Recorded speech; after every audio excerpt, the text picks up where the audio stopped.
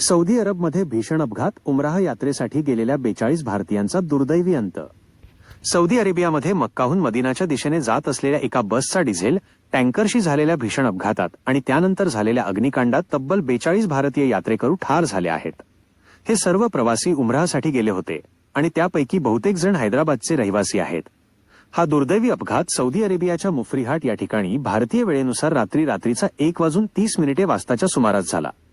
बस आणि टँकरच्या धडकेमुळे टँकरचा डिझेल पेटले आणि बस क्षणात आगीच्या भक्ष्यात गेली।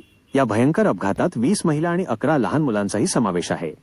बसमधील 43 पैकी केवळ एक प्रवासी जिवंत राहिला असून त्यालाही त्वरित उपचारासाठी रुग्णालयात दाखल करण्यात आले आहे।